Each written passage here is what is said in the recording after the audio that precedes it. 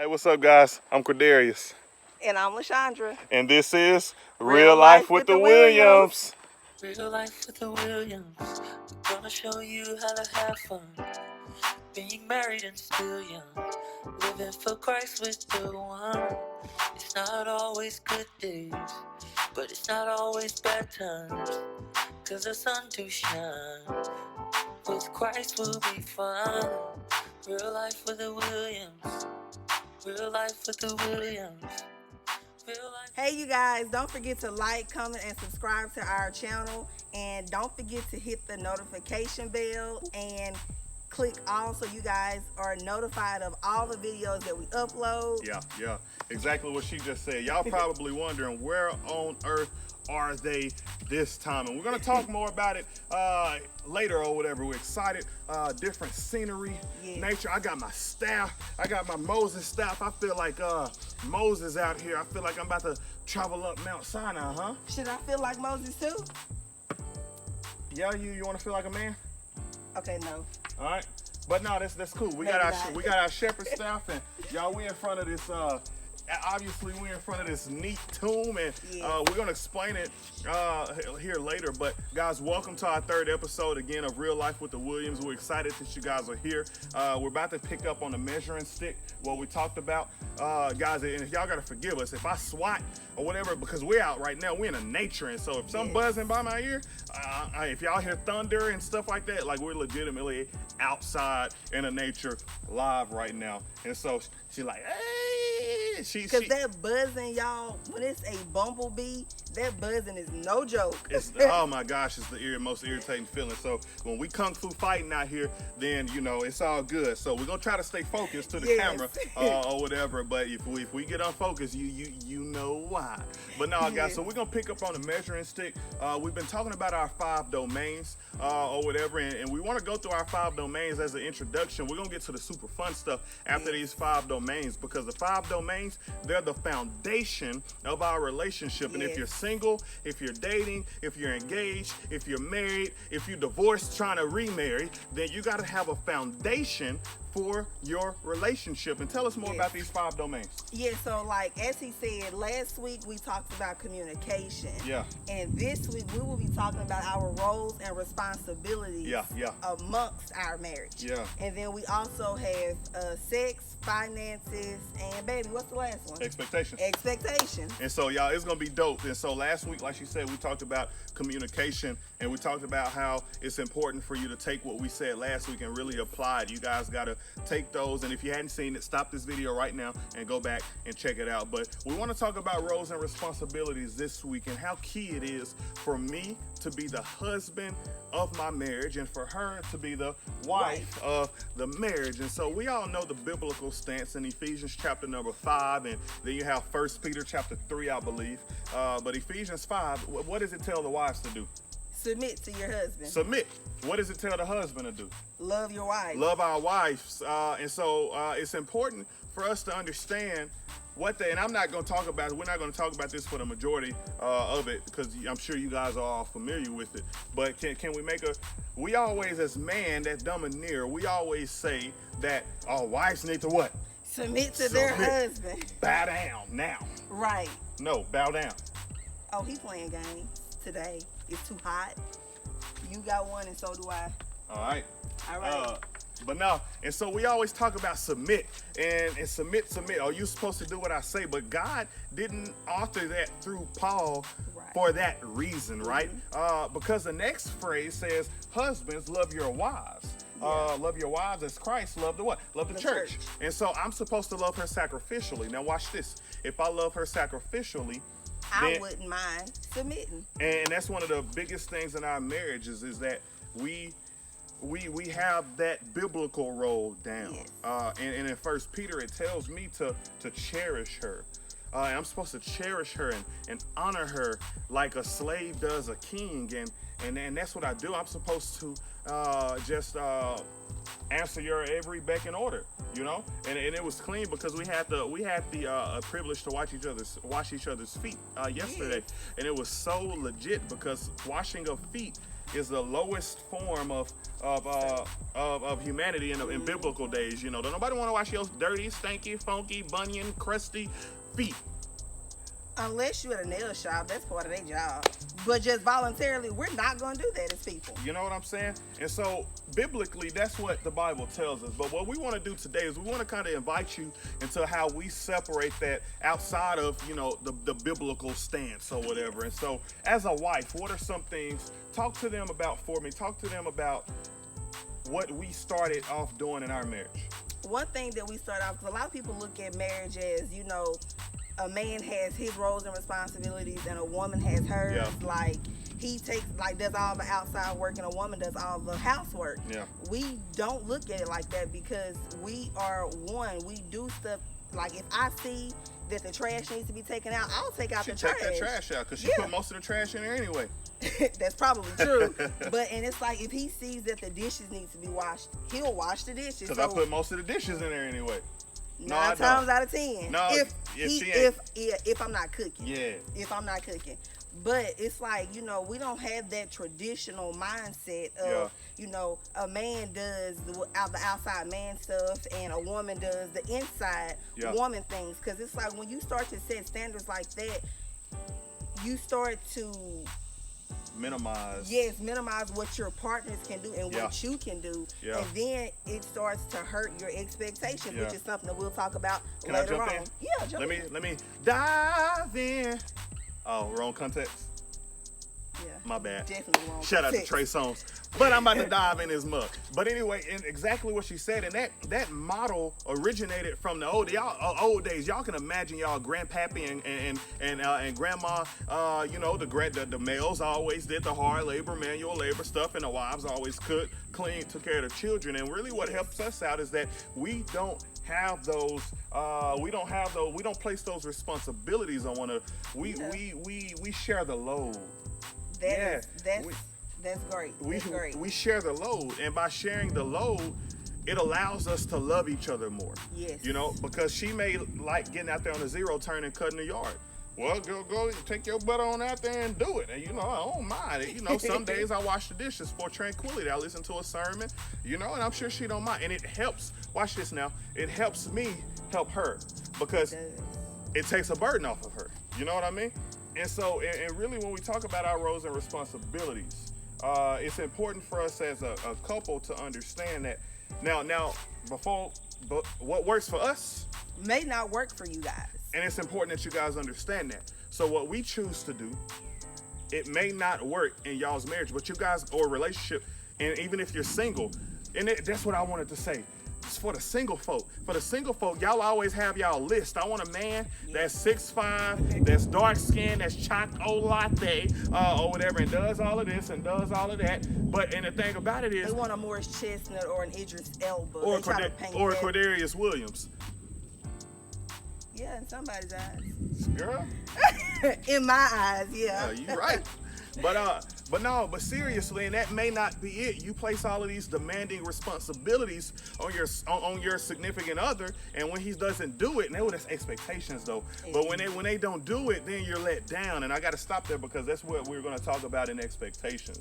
Yes. But for this week, you know, we're outside. Like I said, we don't know when when the clouds gonna cave in or whatever. So this week, really, what roles and responsibilities really help us out.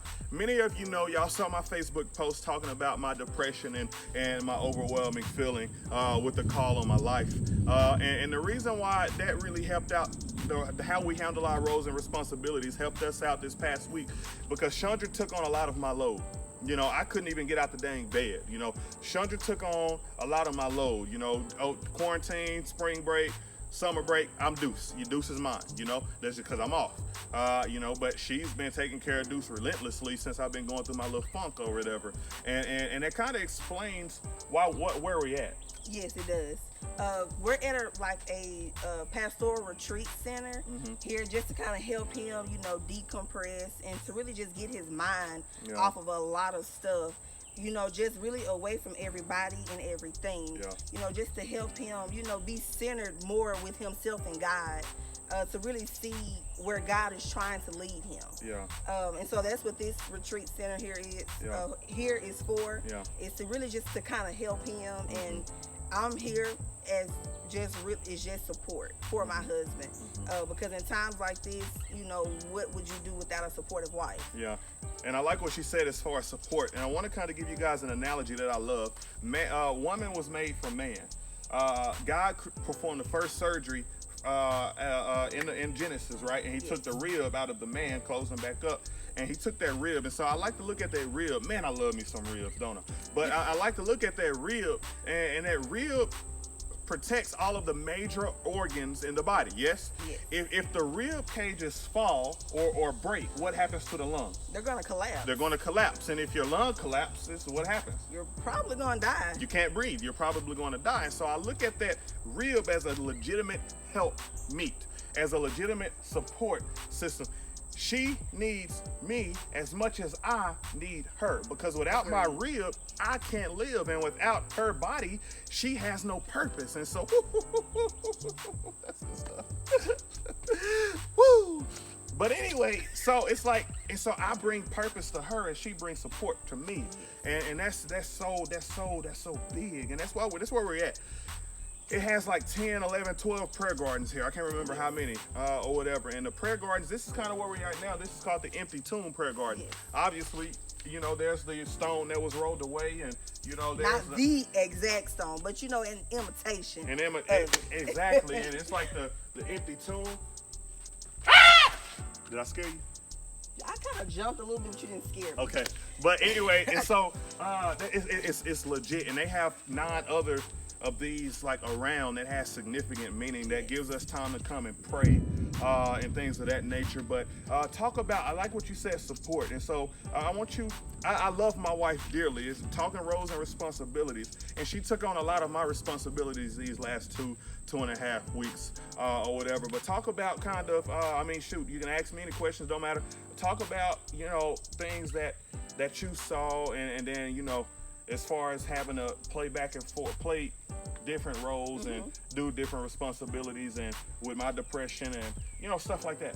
Okay, so for me, like, of course, as the role with us being one and with us sharing the load, it did fall a lot on me just because, you know, I understand what he's going through, and I'm not gonna, you know, put myself above his needs, because he's definitely in need right now. So I'm not gonna put myself above him to be like, well, you not doing this, you not doing that, you're not helping with Deuce. You know, for me, it sheds light on, you know, how we operate as a couple with our roles and responsibilities. Because with him not being able, you know, not necessarily being able, but with him being in such a funk to where he can't, you know, do his everyday responsibilities and roles and just everything, you know, it's really shown me to, you know, it's shed a different light on me to see, like, oh man, you know, where our small things that you don't really think about or look at, it's like, dang, I need for him to, you know, this is what he normally does, or this is what I normally do, but now I'm having to do both, and, you know, just trying to, you know, pile it all into one. For me, it doesn't bother me at all, because I'm not one to complain about much, but that's just me. And so go ahead. And it allows her to feel a need, and sitting down and coming up with roles and responsibilities that work for your relationship. She knows now that we have an open roles and responsibilities, but where I go lacking, she know now that she needs to pick it up, and it cuts down on the frustration. It does. Because now it's like, this guy ain't doing what he's supposed to be doing, and so now I'm frustrated. No, it's like, okay, I gotta step in. I see that it needs to be done, so what I gotta do? I'm gonna do it. I gotta do it. And it was weird for me, you know, really going through depression, because I had to rely on her, you know, to do a lot, you know, to do a lot around the house. And you know, I had a question that was just on the tip of my tongue for you. Huh? I would say, if you don't, I have a question for you. Go ahead. How does it make you feel as a man? Because, like, a man's role and responsibility is to be the man, and most men don't show this vulnerable side to them that, you know, because everyone has problems. So how does it make you feel as a man to, you know, be going through a transition like this? You know, it's tough. It was very tough. This is not my first battle with it, but it was very tough to learn how to be vulnerable and open up. And it's still harder for me to put it into words than it is for me to just type it or write it out or whatever. But, you know, and for me now, I understand that it's okay to not be okay. Yes. And I'm okay with being vulnerable now. Even though it's hard for me to talk about it, I'm okay with waking up and with tears down my eyes and you seeing that now. You know, because it's okay to not be okay, right? Right. And so, you know, growing up as men, we're taught to be hard, to be, you know, men shouldn't go through stuff like this. And but I legitimately needed a reprieve. You know, there's a lot of things that I bear on my mind and on my heart, and I legitimately needed a reprieve. But to answer your question, how does it feel? It made me feel good to know that I had a supportive wife. It made me feel good that I know that I didn't have to put my hand towards the plow. And regardless of how I felt, it let me know that I knew that you would step up and take care of what I needed, in my very vulnerable state. You know what I mean? Yes. And it, you know, and I think back even to after you had Deuce, you know, I would do the same thing for you. Yes. You know, and seriously, and so it felt good. It's nothing wrong with being vulnerable as a man. Yeah. Because when I unleash please write this down. When I unleash my vulnerability, women are naturally emotional. So now that I release my vulnerability and now that I'm allowing myself to be emotional with her, now I connect with her on another level because they're naturally emotional in the first place. And so when I'm vulnerable and telling you, I couldn't get that out, and telling you, you know, how I feel, and baby, I'm not feeling it on my birthday. That allows you to, baby, what's wrong? And it allows you to, you know, to nurture me and try to put some good on me, you know, or whatever the case. We're going to cut that part. I edit. No, we're not. But seriously. Yeah. So, and that's, and really when you think about what the other couple need, what the other person in your relationship need, when you really sit down, and I figured out my question, when you really sit down and when you really hammer this stuff out, then it makes it good. Here's my question. As a wife, you know, as a wife, how did it make you feel to take upon some of my responsibilities and to do some of the things I normally do that I've been doing since quarantine, since March 16th, in essence? How did it make you feel of taking care of essentially your husband? For me, it I can't say I know how it made me feel because it's like I didn't mind it. I don't know if that makes sense. Selfless. Yeah, it's like I didn't want to feel some type of way. I didn't expect to feel some type of way by taking on, you know, like all the responsibilities at once, because it's like, as I understand it as a wife, for me, I am here to help my husband, and it just sheds a different light upon how I look at him as a man, because it, you know, some men would say that this is weak or whatever the case may be, but I look at it as a different, strong, that a lot of men are too weak to talk about. Just because it's like, for you to show that vulnerability to the public eye, you're a strong enough man to do that. So it just makes me look at you differently, just as a man in general. Because again, like he said, this is not something that most men are going to talk about. And so for me, like I said, I didn't really feel any kind of way. I just knew I needed to step up because I knew he was going through something that I knew he was gonna get over. And that's why I needed this reprieve. You know, as we get ready to wrap this thing up, that's why I needed this reprieve. And I was super excited about these prayer gardens. Y'all will see a couple clips here. They had the Garden of Gethsemane prayer garden. They had the Garden of the Calvary's prayer garden. They had the Empty Tomb prayer garden. They had Emmaus Road prayer garden. They had the Jesus Labyrinth prayer garden. One of my favorites. Yeah.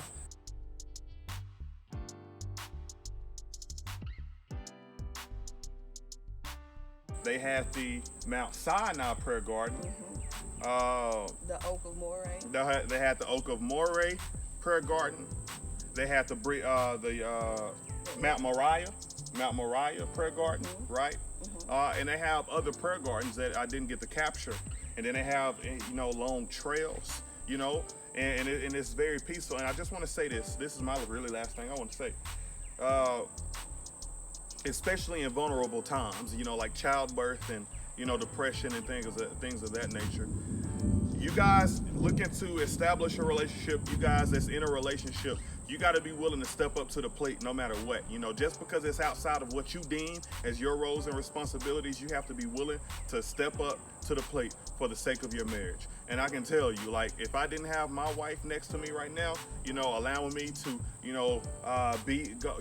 go to a place like this completely free of charge, by the way, to come to a place like this, it's a huge blessing in my life because, I feel like that there's been a 1,000-ton brick, has just been lifted from my head or whatever. And it's, I can think clearer, I can love better, and, I could just be a better husband and a better father, and I could love her sacrificially, like Ephesians. Was it beat by me?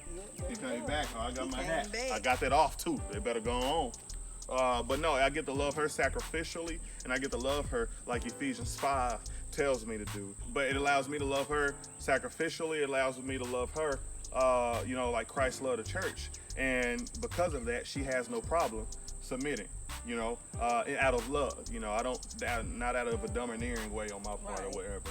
But you got any lasting words? And the last thing that I want to tell you guys is when it comes to roles and responsibility within your relationship, within your marriage, specifically since we are married, don't always have a traditional outlook on it, because a traditional outlook may not work for your marriage, and the outlook that we have on it may not work for your marriage. Yeah. Find what works for you guys, and talk about those things, because it's something as small as roles and responsibilities that can break a marriage, or it can bond you guys together within your marriage. Yeah. So with that, I just say take up different outlooks on that stuff, and don't just take the traditional road to how we've been taught and told of what the roles and responsibilities should be within a marriage. Because it'll save y'all a lot of frustration, a lot of headache, because when the trash needs to be taken out, the wives, you're not frustrated at your husband for not taking out the trash, because you got up and you did it yourself. Exactly. And man, you don't have to be frustrated with your wife about cooking, because if you would get up and learn how to cook yourself,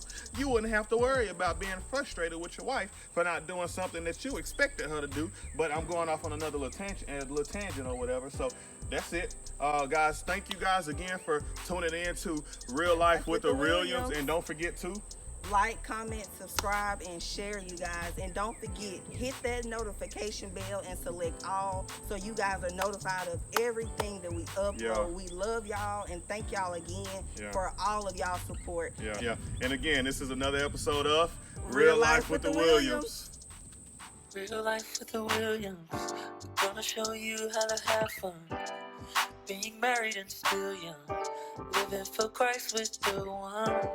It's not always good days, but it's not always bad times, 'cause the sun to shine with Christ will be fun. Real Life with the Williams. Real Life with the Williams. Real Life with